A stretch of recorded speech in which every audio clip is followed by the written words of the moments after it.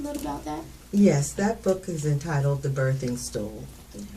And the theme of the book basically is the birthing of, in our lives, of the anointing and what it takes.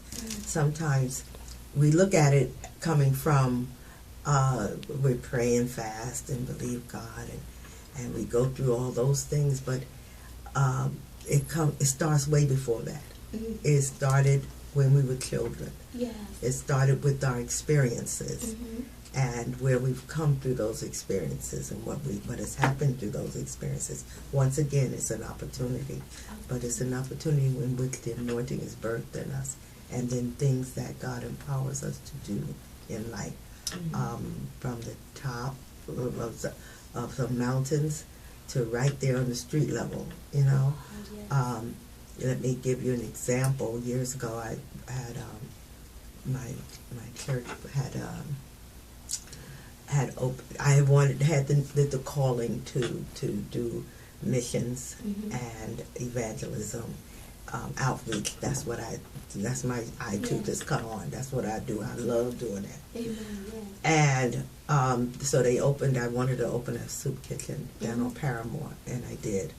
They opened it for me rather, and every day, 7 days a week, I was there, and I wanted to, almost burnt out, but we had prayer, we had Sunday morning service, we had dinner every afternoon, and even those who were cold nights, they would stay. I let the guys that lived there or in the area that were who were homeless to stay in there on cold nights. And so I was really in the thick of this, you know, talking about your ankles, you know, it was all the way up to my neck.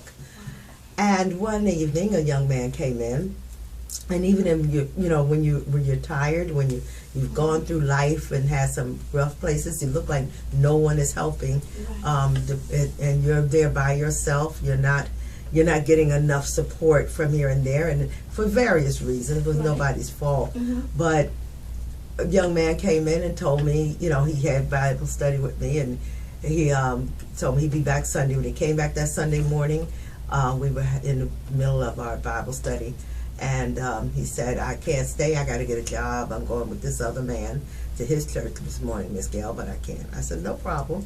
3 years later, make a long story short, I heard from him and didn't recognize him, so he had called. Then he reminded me who he was, and he let me know that Sunday he left me. I hadn't seen him anymore, and said he wound up joining the church where he was at. And he was in seminary and getting ready to get married. Now, this was a homeless man. Wow. So you never know. And I'm telling you, I was burnt out. But just being faithful and not, you know, and if you can't feel the anointing, you know there's one on your life where people are constantly drawn to you, even when you don't feel it. and that came and birthed out of the fact that I had a calling or needing to minister to people who were down and out, because I came from not down and out per se, but I came from some rough beginnings in New York City. So it was that way. Wow, that's awesome. This is